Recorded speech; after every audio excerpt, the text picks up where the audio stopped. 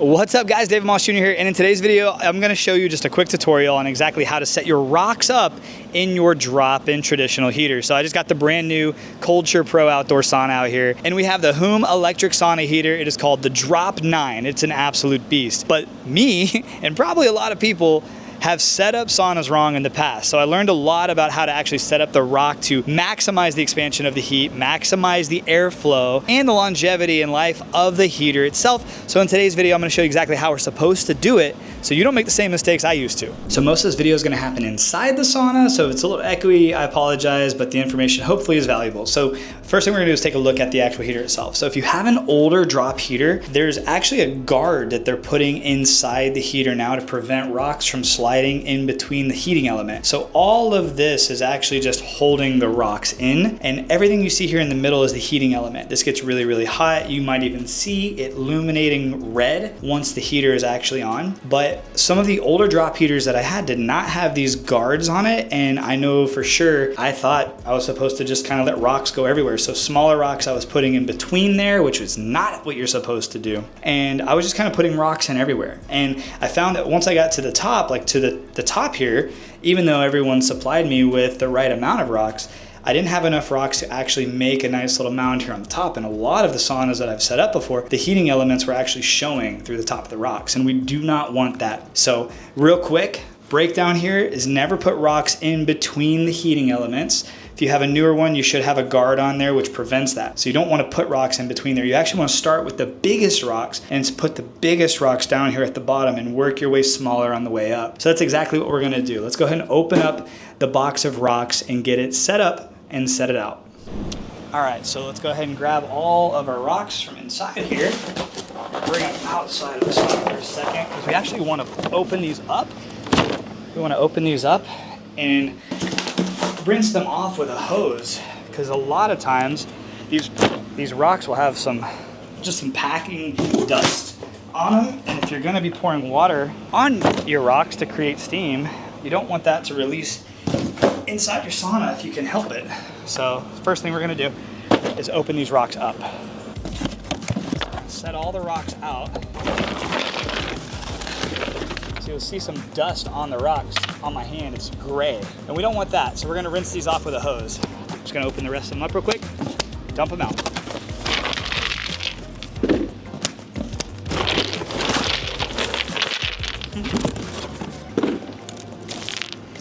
So now we're gonna grab our hose and we're gonna rinse these things off. Just a quick rinse. You don't have to like full detail them, but we're gonna just rinse them off, let the dust come off.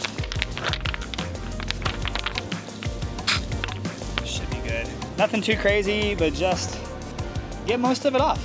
Give them a little bath. This part's definitely worth it. All right, now we look good. All right, so now we're gonna find some of the biggest rocks. You'll notice there's some big rocks and then there's some tiny rocks. We're gonna grab some of the biggest rocks, the ones that'll fit. And there's really no like magic to this. We're just gonna grab the biggest rocks that'll fit down on the bottom there and start loading in some of the bigger rocks at the bottom. Almost like building, you know, I've never built a pyramid, but I can imagine building a pyramid. You start with some of the firmer, stronger blocks at the bottom and then work your way up. So we're gonna start with the foundation, building a strong foundation with the bigger rocks and slowly work our way up. And one of the biggest keys is we wanna make sure that we don't pack it in there too tight. You actually want air to circulate. You want air to flow in between the rocks from the heater out. That's the whole point. The rocks are gonna get hot from the heater, and that's gonna push the hotness and basically expand the heat to everywhere in the sauna, but you want air to flow through. And that's why you need to have a vent hole underneath or around the heater, and then another vent hole to just pull fresh air through. So fresh air is constantly flowing through those rocks, giving you a nice, beautiful, fresh air sauna experience. If you've ever been in a sauna where the doors never open, there's no ventilation, probably like one in a gym, and it just feels musty and kind of has like a smell to it, you actually want ventilation in a sauna. So that's what we're gonna try to create today. Okay, so we're gonna start with 3 of the bigger rocks, and I'm just gonna slide them in. You don't wanna just drop them in. We're just gonna slide them in there. And really try to fill up that space at the bottom. Those look good.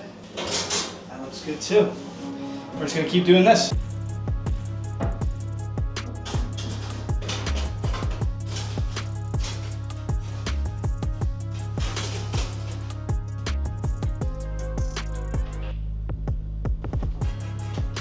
So at the bottom, you actually can grab some of these like perfect skipping rocks and slide them in there to kind of create like a little slide to keep rocks from falling out, because rocks will fall out of these things if they're a little bit too small where they're placed.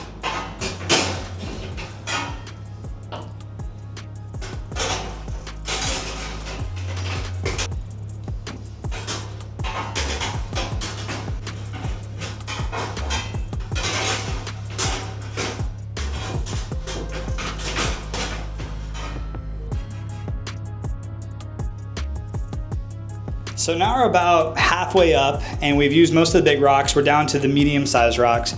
And what we really want to do is just make sure that there's no loose rocks that are smaller that are going to fall through the cracks. I mean, that might happen just over time. Sometimes rocks will just slip out and slide out. But most of the big rocks should be used now at the very bottom. And we should have used some of those thinner, more puck style rocks to slide into the tighter spots. You still want to be able to see gaps in and around the rocks because that's where the air is going to pass through, and it's definitely important. And also, if you notice, I am sweating like crazy. I feel like I am literally using my sauna. It's a benefit to having a sauna in Florida. You don't always have to turn it on to make it hot. But now we're gonna continue stacking rocks, working our way up to the top, and we should have a lot of smaller rocks left. That's what we're gonna really finish the top off with.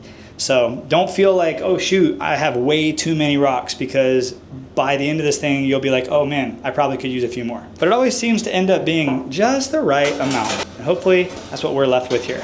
So now we're kind of at the end, at the top, and we're gonna just take some of the thinner rocks and just put it in the back there. We don't wanna jam them in between, but that's where a lot of the heat's gonna expand off of the back here.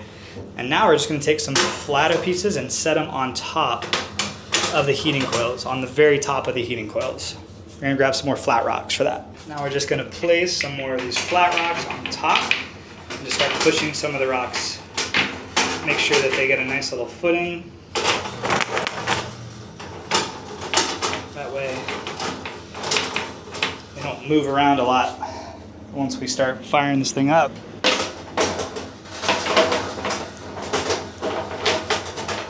All right, we are done. We have a few rocks left over, but the goal here is I wanna have bigger rocks here at the bottom. I wanna use some of the smaller rocks to fill in the tighter areas, some of the puck rocks to fill in some of the really slim areas, but I still wanna be able to see through. It doesn't need to be packed in, like concreted in. It's okay to see some air gaps in here because you want air to flow through. There's really not like a crazy method behind it. The main things to remember are never jam rocks in between the heating elements in the middle, and make sure that if you can, build a base with heavier, bigger rocks at the bottom and work your way to the top.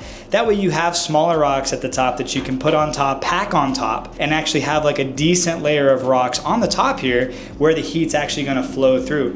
What's also really cool about doing it like this is if you do get a ladle and you decide to pour some water over the rocks and create humidity and steam, when you pour water on the rocks here, the water will turn into steam before the water actually gets a chance to go down into the elements, because you don't necessarily want to completely saturate the elements with water or try to cool them down while they're heating up. And on some setups I've seen where there's not a lot of rocks on top, including some of my older setups, there's not a lot of rocks on top, and when I pour water, I am pretty much pouring water directly on the heating elements, and that can sometimes cause them to warp and bend, and we do not want that to happen. So make sure when you're pouring water, you pour it on the outside where there is nothing but rocks. I like to do like a little circle around the outside, or if you have a nice deep stack like this where there's plenty of rocks on top, you can pour water slowly on top, let it steam, watch your hand. You don't want to pour it like this with your hand over the rocks, because that steam can get super brutally hot, can even burn and scorch your skin. So I would look at this and say this is a well done rock setup, but I'm not a pro at this like some of the people in other countries. So if you're watching this and you're like, bro, you messed up, please let me know in the comments below. I think this is a better solution and a better setup than